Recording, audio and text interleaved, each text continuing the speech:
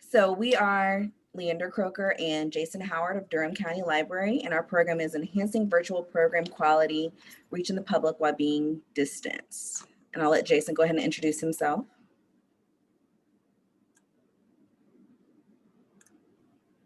Hello, everyone. I am Jason Howard, Adult Services Librarian here at Durham County Libraries, and we are happy to be with you today. You can go to the next slide.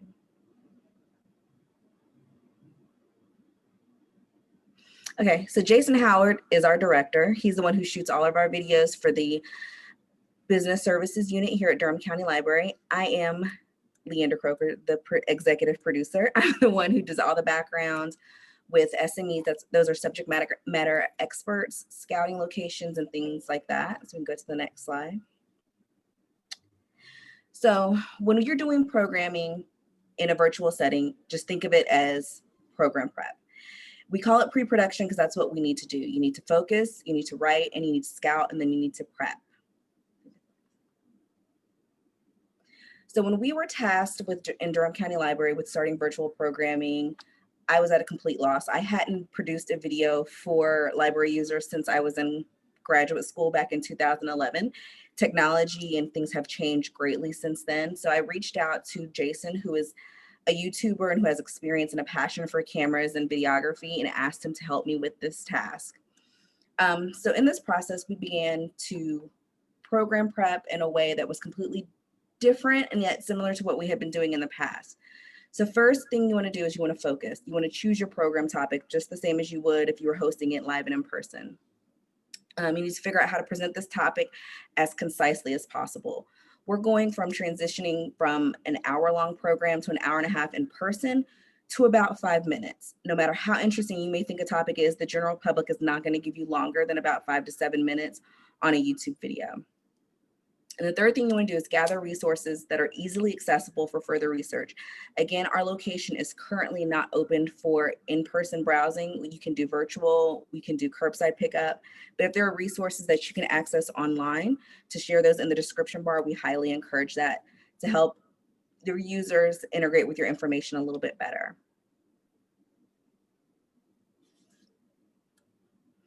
Now, this is the most important thing that I found with making shooting days a lot easier is right.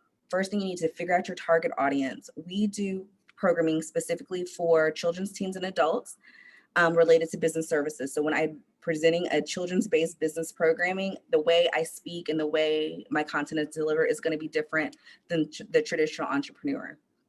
And the same thing with if you're focusing on teens and adults. Identify the goal of the video. Is this just general information? Are you wanting the users to go out and seek other resources? So figure out what your target goal is. And third is write out a script. Everyone gets in front of the camera and says, oh, I know what I'm talking about. I do this every day. But once that camera light turns red, it's a different environment. And it's really helped us with writing out exactly what we're going to say. We can position the computer screen right below the camera so I can read, and we can do jump cuts that make it a little bit easier. And also this helps with post-production for closed captioning. We want to make sure that all of our users have accessible information. So if we need to add those for our individuals who are, I'm sorry, I'm hearing an echo, for individuals who may need the extra help, it helps with that post-production process. So then you want to prep. If you are being filmed, let go of the nerves. I know we're all used to being in Zooms now, but I get super nervous being in front of any type of camera. So I try to wiggle them out, get relaxed, so that way I can convey the information in a timely fashion. Wardrobe. Our library system is very clear about what they want to present online. They prefer us to be in Durham County logos or anything that we can wear in the building. We are not allowed to wear logo items that are not associated with libraries in the building, so that translates well to our videos. And talk to the camera. If you see me looking over now, I'm looking over at notes and over at my screen. But when you're talking in a video, you're looking at your audience the same way you would in person. And sometimes that's a little bit harder to do if you're reading a script. So just make sure that you position anything. If you have a teleprompter type thing or cue cards, have them positioned where you can look at the camera and them at the same time, kind of like you're on the news. Now, if you're using subject matter experts, which I use a lot in my videos, is explain your concept and goals of the video. Everyone is trying to figure out how to reach users in a new environment. And so explaining to them how you're going from a traditional in-person setting to a video setting really helps them decide if they want to be a part of your project. Encourage them to write out their script. Writing out the script actually came from the executive for the City of Durham Workforce Development, because he came with his script fully written out, his points 1, 2, 3, 4, and 5, and so we were able to pause in between, which made filming become a breeze. Make them aware of your library policies that could impact the way they deliver information. If you're not allowed to sell or promote anything specifically, explain that to the SME prior to the video. My banking partners that I work with on a regular basis know that when I record them, it's the same thing that applies in person. You can speak very generically about your information and your services, but it cannot be specific to your branch or location. It should be banking information that can translate no matter where you go. And lastly, talk to them about the precautions you're taking during COVID-19.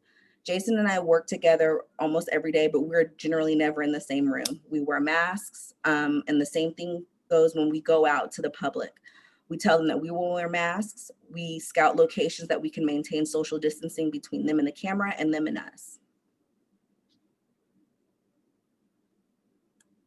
This goes into scouting locations. You need to make sure that you have the ability to social distance. Again, that's from 6 feet from you and the camera to you and the individuals that you're bringing with you to film. The ability to film in locations. If you're check for noise, Jason will cover this further. Check and see if you need permits if you're filming outside of your library. Our libraries are currently closed to the public and people who are not with the city. So anyone that comes into our newly transformed main library in Durham County, I have to have special permission from the director and my location manager before I allow them into the building. If you are filming on location, again, if you need permissions or permits from the city, obtain those prior to, and as well as photo releases. Anyone that's not a Durham County Library employee has to have assigned photo release forms before we can publish any of these videos on YouTube. So now it's time to film. All right. Well, hello again, everyone. I am Jason Howard. Whenever I'm not being a husband or the best adult services librarian I can be, I'm usually creating videos, and I am in a fortunate position to be working in the public library because I get to bring those video creation skills to the library. And maybe some of you are wondering, how does creating video relate to bridging the digital divide? Well, as you've heard earlier, a lot of folks are creating videos, and quite frankly, all of us are content creators now, whether we like doing it or love it. So we have to sort of think in that way, where if we are going to be apart from people, we have to continue to go beyond our walls and provide content for our users. And I know that there's a lot of problems that we have to solve on a basic access level, but videos and audio are a great way to provide resources to our users. So I'm going to start, I'm going to preface this presentation by saying that when it comes to creating video, you do not need expensive equipment to create awesome programs or video. You don't need a super expensive camera. And I will talk about equipment here later on, but basically what you have to do is to get started. You just have to start with what you have and just go on with it. And with that, I'm going to give you all some tips on how to create good video on a real basic level. So whenever you are creating videos, the first thing you want to do is, of course, stabilize your camera. Excuse me. No one wants to watch a shaky video. Shaky videos look unprofessional. And if your videos are shaky, chances are your audience will disengage. I mean, there's a challenge already with students disengaging now in the classroom, but if your video is not stabilized, 9 times out of 10, your viewers will disengage with you. The best way to stabilize your camera is, of course, to use a tripod. Tripods are great because they are relatively inexpensive.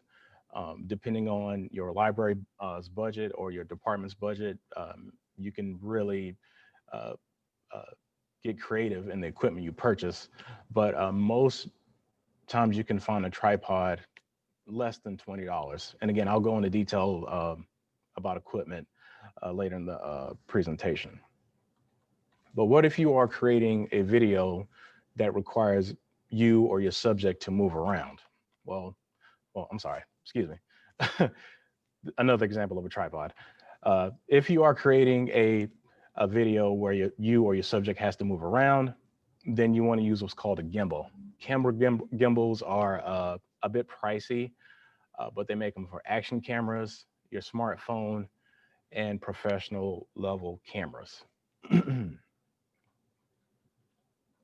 Now, if you don't have access to a tripod or a gimbal and you have to create a video, I would highly suggest, of course, using your computer's webcam. If you are using a standalone camera or your phone, you can always prop up your camera with books or heavy objects that you may have around your home. If you don't have access to a gimbal, I would recommend using something as basic as a selfie stick. Now, selfie stick is great for taking photos, but it's also great if you need to take a video. It won't completely stabilize your image, of course, but you can get a better image if you have to move around. There's also items like this camera grip. Camera grips are relatively affordable. Again, a $20 item. You can attach a quarter-20 camera mount to this, and you can walk around and steady your camera using a tool like this. And Leander, I'm sorry, if there's a question in the chat, please let me know. I see the chat going off. They were just clarifying that it's a gimbal that you're showing there on the screen. Gotcha. Okay, great. Any questions about gimbals or tripods?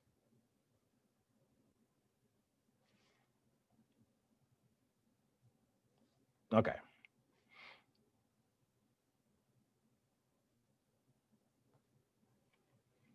So the next tip I have for everyone is all about sound.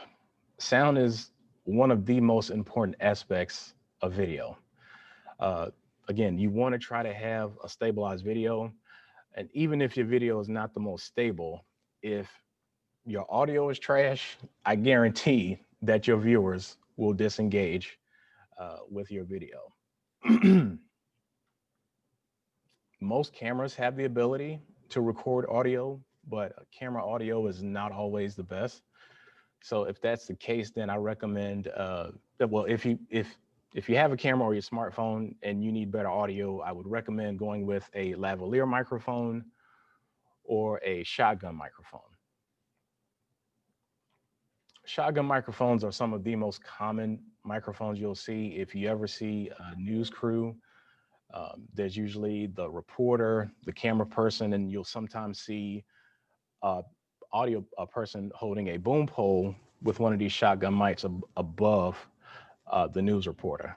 These microphones are great because you can just point them at your subject, whoever's speaking, and it usually picks up their sound while rejecting other noises in the area. This is a lavalier mic. I'm wearing this microphone now. Lav mics are great because if you are shooting by yourself and you need to move around, you can connect the lav mic to your camera or smartphone. The lavalier mic that I'm using is a part of a wireless system. But if for a more affordable option, you can go with a wired lavalier microphone system. Wired lavs tend to have long cables. And again, that gives you the flexibility to move around if you are the only person shooting, like if you need to move back a little bit or move forward, you have that option with lavalier microphones. Questions about audio?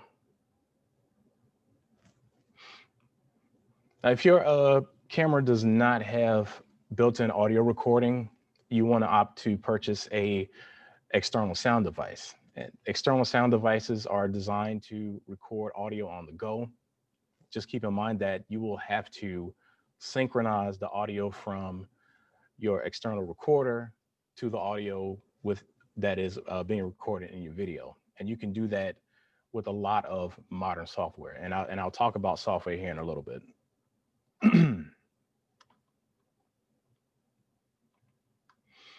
Third tip I have for everyone is lighting. Lighting helps set the mood of your video. It also helps guides the audience to the intended subject, excuse me. If you're just starting out with film, try to master natural light. Natural light, of course, is free. I'm in my office. There's a lot of light coming in, so I don't need a light source to illuminate me, the person talking right now. Now, as you can see in this photo, I'm standing in front of the window. The camera's pointed at me, but I'm also washed out. You've probably seen this in different Teams or Zoom meetings where people are sitting in front of a window, and that really is not a great image. What you want to do is position yourself so that you are facing the window and that the camera is between you and the window. That way, all the natural light is coming in, it's shining on you, and it's a bit more flattering. You can see in this image, these are the bulbs, or I'm sorry, the LEDs in our ceiling. It also adds some dimension to this image. Like you can see the light from the ceiling shining on the top of my head, and also the light coming in is illuminating me. So this is a situation where, again, if you don't have a dedicated lighting kit, you can take advantage of natural light for a good image.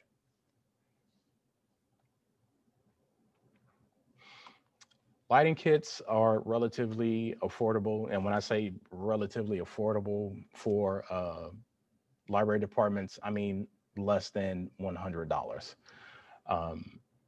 They may not be of the best quality, but you can get away with a light kit like this one here for around $70 to $100.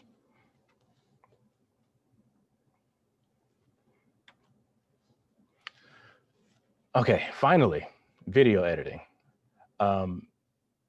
This image here, I pulled this from DaVinci Resolve's website. Essentially, this person is doing a very complex edit of a video, but don't let that scare you because video editing can be a lot more simplified. Now, when it comes to video editing software, there's a lot of free software out there that you can use on your computer, and it doesn't have to be a high-end, very expensive computer with a dedicated graphics card and that sort of thing. Some of these programs can work on your phone. Now, again, we talk about the digital divide. We know that a lot of users are using smartphones, so we kind of want to go in that direction where we can create content that is of quality, but also that's easily digestible and not very intimidating. So if we can create content for our Instagram, whether it be Facebook or YouTube, we can get the content out fast to our user base. If you're on a desktop, a free software that is very popular is called OpenShot. It works with Windows, Mac, and Linux. Kdenlive is another software that's free and open source. Again, Mac, Windows, Linux. For Apple users, iMovie. iMovie is a program that comes included whenever you purchase a Macintosh or an iPhone or iPad. It's Apple's proprietary software, and it is probably one of the easier softwares you can learn how to use very quickly. It's how I got started with editing video, and again, it is included when you purchase an Apple device. DaVinci Resolve is a a lot of professionals use DaVinci Resolve for video editing. It's used in Hollywood. There is a paid version but the free version is available to everyone, and it is another piece of software that runs across platforms. If you're on an Android device or an Android tablet, Adobe Premiere Rush is a very popular software you can use to edit videos. Essentially, the message I'm trying to get across here is that if you need to produce content, whether it be a tutorial or something visual, you can do a lot of things from your mobile device. Now, as far as paid software, if you want to really get down into color grading, color correction, editing audio, that sort of thing, these are the software that I recommend. Final Cut Pro 10 is Apple software. It's paid. It is expensive at $300, but it has pretty much all the features you would need if you are using high-end cameras like DSLRs or mirrorless cameras. Adobe Premiere is subscription based, very robust, very similar to Final Cut Pro, but works on Mac and Windows. I mentioned the paid version of DaVinci Resolve earlier. I have began to use DaVinci Resolve, and it's really a robust piece of software. If you are on a tablet, LumaFusion is great. I'm sorry, if you're on a Apple tablet or iPhone, LumaFusion is a great piece of software you can use to edit videos. It's the closest thing to Final Cut Pro 10 on mobile devices. Any questions about video editing software?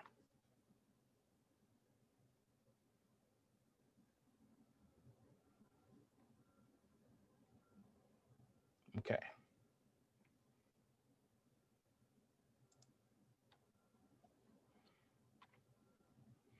So gear recommendations.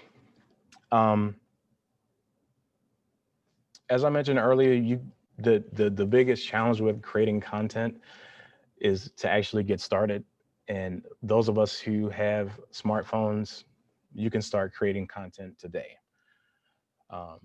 With a budget of $100, I would recommend you buying a tripod, a smartphone tripod adapter to mount your phone, like the image I showed you all earlier, and a lavalier mic that you can use with your smartphone.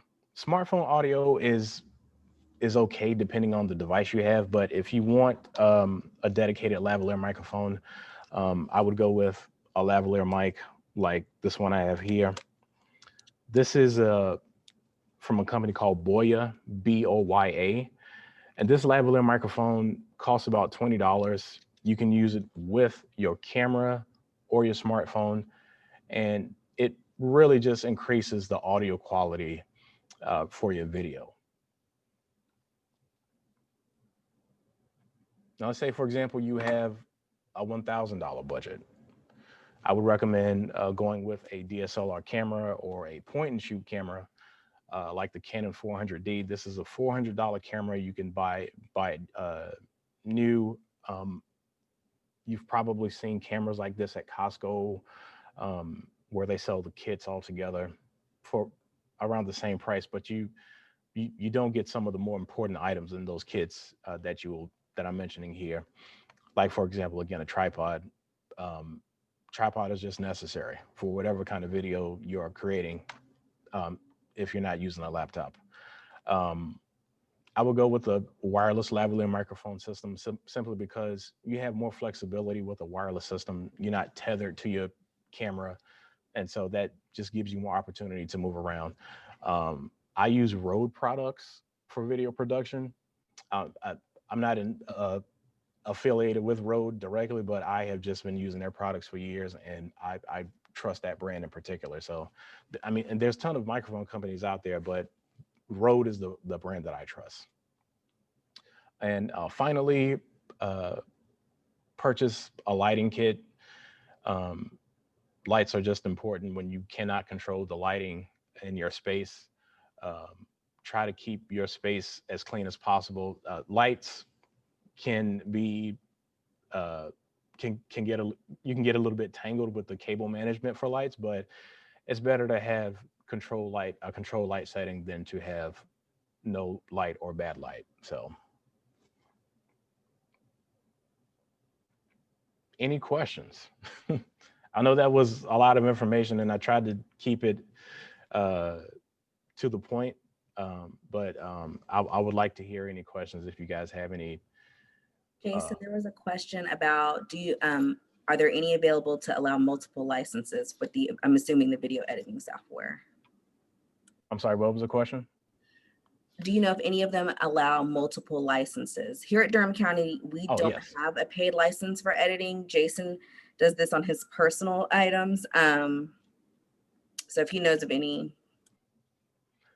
So Adobe, they offer multiple licenses. I know at and we talked about which institutions have access to certain resources. I know at Duke University, they have an institutional license with Adobe so that their students and faculty can access their Creative Cloud.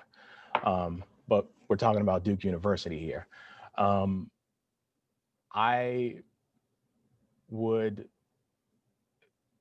recommend that libraries think about licensing this software for their creators in their different spaces, because it's good to have people who are somewhat talented or know how to edit videos on a basic level to produce more content for their library. So.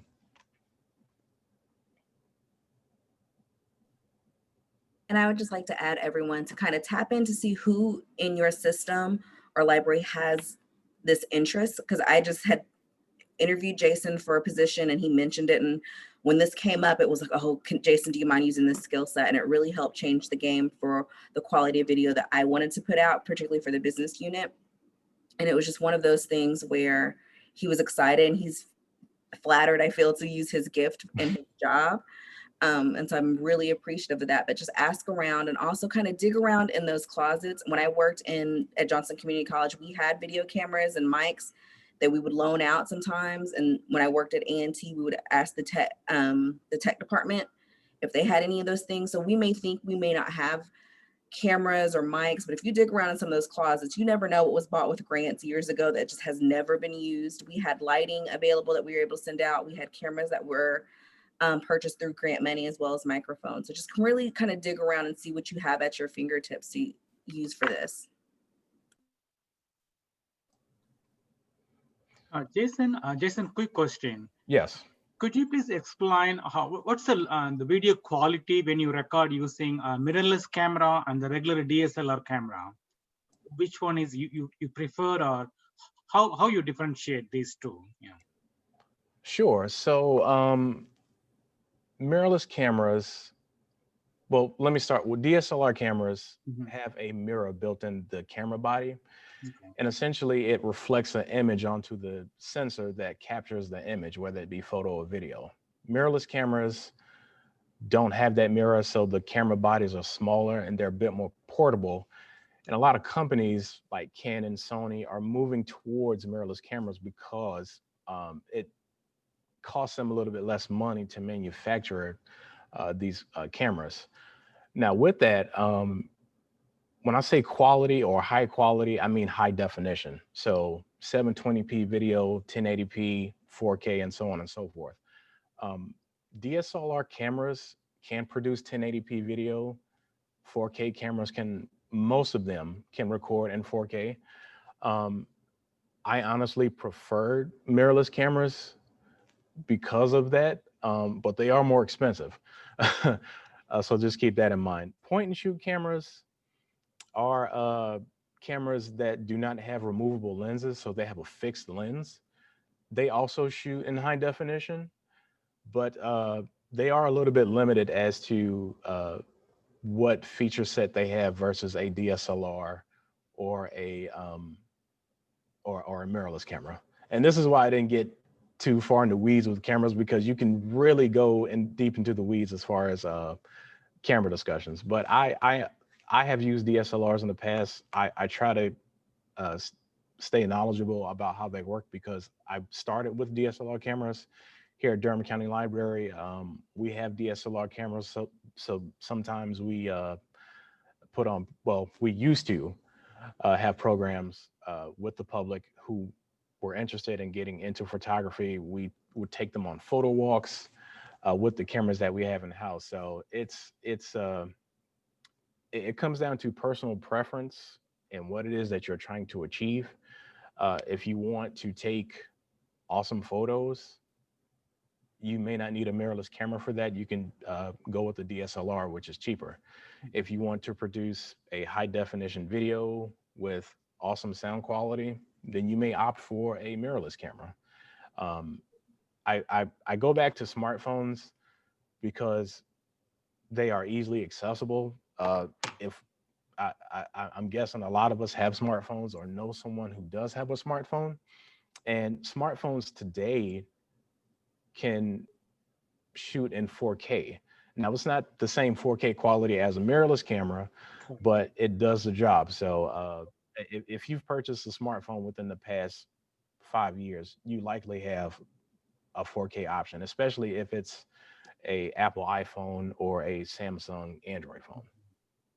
Okay, thank you. Yeah. Mhm.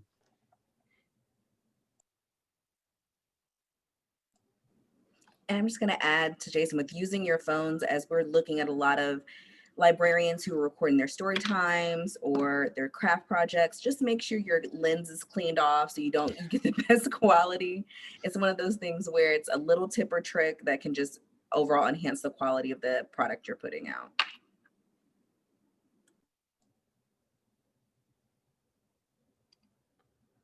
Is there anyone in public or academic libraries who have thought about producing content but just haven't for whatever reason?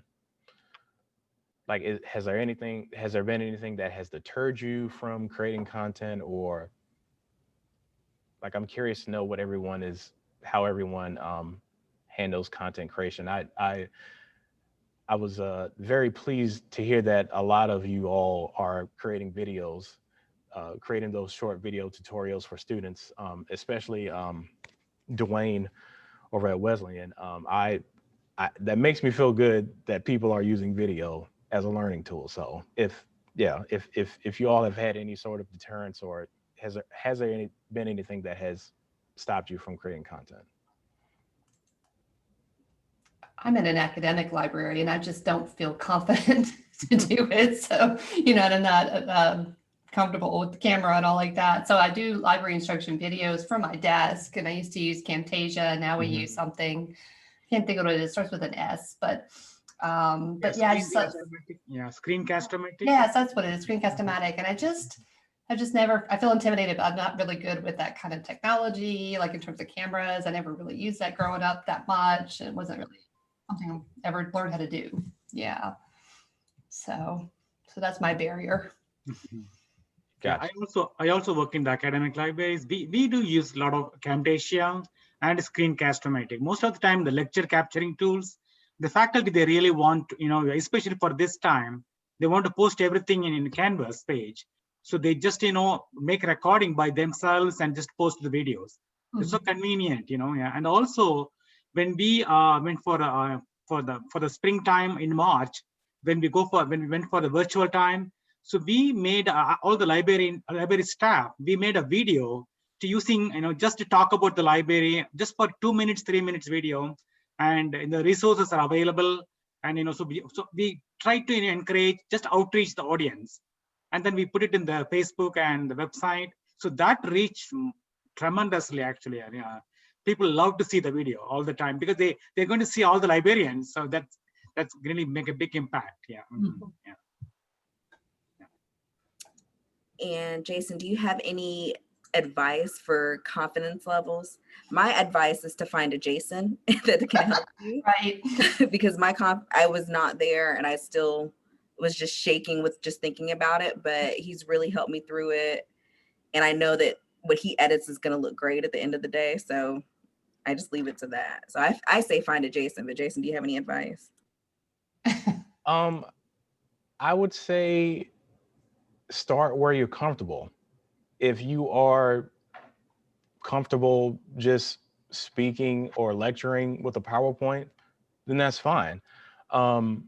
My wife, she's an instructor at Durham Technical Community College, and a lot of her work is lecturing to her students. So she doesn't always use the camera, but she makes sure that she's in a quiet place where there's not a lot of noise or and that sort of thing, and she just goes. So again, start where you're comfortable. It doesn't, again, it doesn't have to be this Hollywood production. It's just a matter of you getting the content or your message or that lecture across to your audience or your students. So yeah, start where you're comfortable. If you're not okay with talking in front of a camera, it's okay.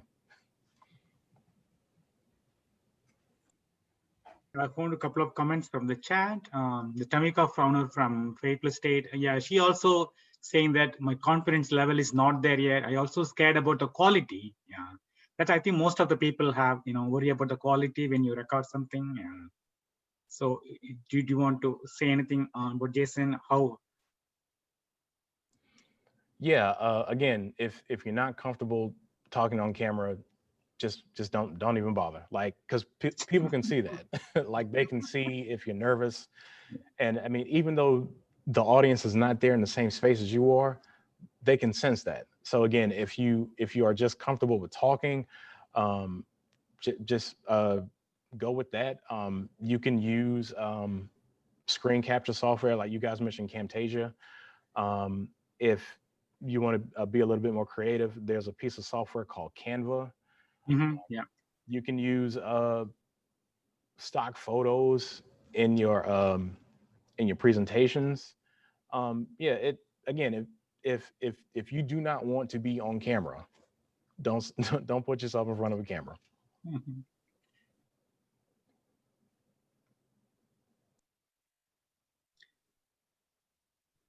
I think some of them made a comment about Canva. Yeah, they're using for the school programs, recording. Yeah, I think Canva is so easy to use. I think very so user friendly. I think. Yeah. And Canva is great because I know here in Durham Public Schools, that's what the students are used to using. So if they're coming over for a project or a program on your YouTube, it's something that they're used to seeing. So that's what I really like about Canva. Yeah.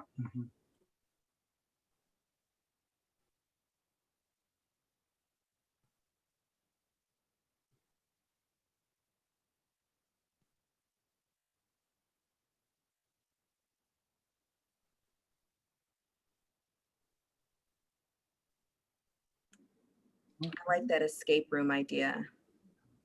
Because for those who don't want to be on camera, you can create escape rooms and pick your own path adventure stories. I really like that.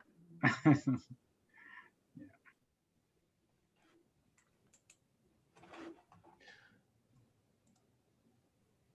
there any other questions?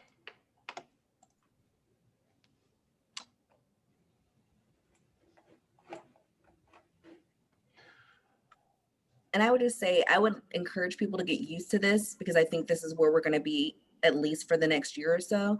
But it's also opening up a way to really connect with our public who wouldn't necessarily come to programming.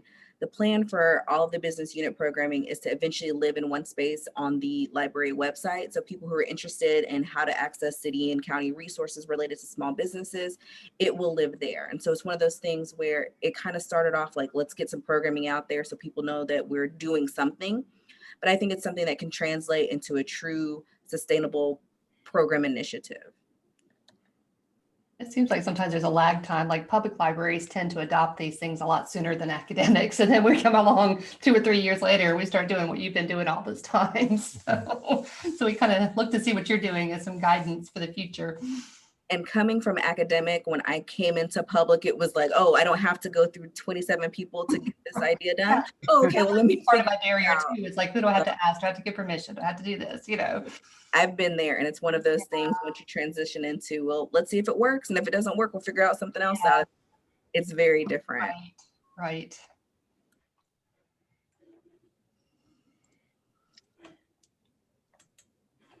Okay. I would also encourage the folks in academic libraries or academic institutions to well, if this wasn't during COVID time, I would say encourage to reach out to the creative students on your campuses, because they are always looking for opportunities to create, whether it be for classes or for their own portfolio. So. Yeah, we have some of our student workers at the library. They're really creative. They're art majors, and that they would be a good resource for that, for sure. And then once we open up, it's one of those things where you could put it out as possible internship or credit and work with someone to do that. Because when I worked at A&T, we'd be like, oh, let's get an intern in here. Let's do that to kind of get things scanned. And it's not like that you're using them, but you're helping them create a portfolio of information that's high quality. You're getting the high quality that you want people to see. And it's something that they can show. Well, I've worked with Vail State. I've worked with this other institution of creating videos. Right, right. So it helps them out too. Yeah. One other thing I will leave with you all is whatever you're creating content for, make sure that it's searchable or it's easily to be discovered. One thing I noticed a lot of times when institutions use YouTube, they don't use tags in their videos, and that's okay. Maybe that video was intended to be embedded on a web page on a website, but at the same time, you want to make sure that whatever content you are producing, that you're using those keywords. Maybe even have a link for those videos in your library catalog. The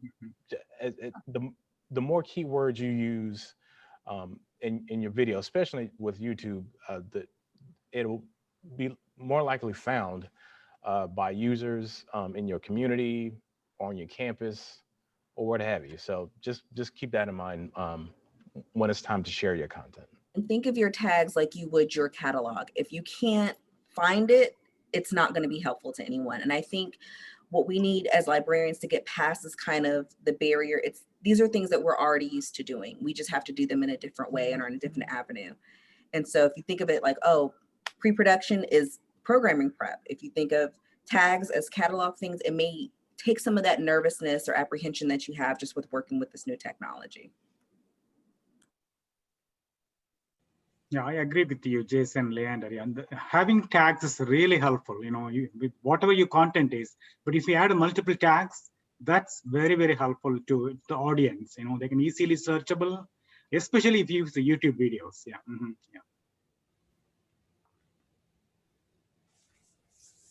Okay. Time is 2:45. Is there any other final questions? Thank you so much for coming to the presentation. We hope that this helped you, and feel free to reach out to Jason or I at any point in time. We're available at Durham County Library. Thank you, Jason. Thank you, Leander. Okay. All right, I'm going to go ahead and stop the recording then. We'll get ready for our next session. And the next one is coming up at 3 o'clock, and it is our final session, Collaborations, Digital Equity in the Library, sponsored by the Literacy section. So that's next. Okay. Thank you, everyone. Thank you, everyone. Yeah.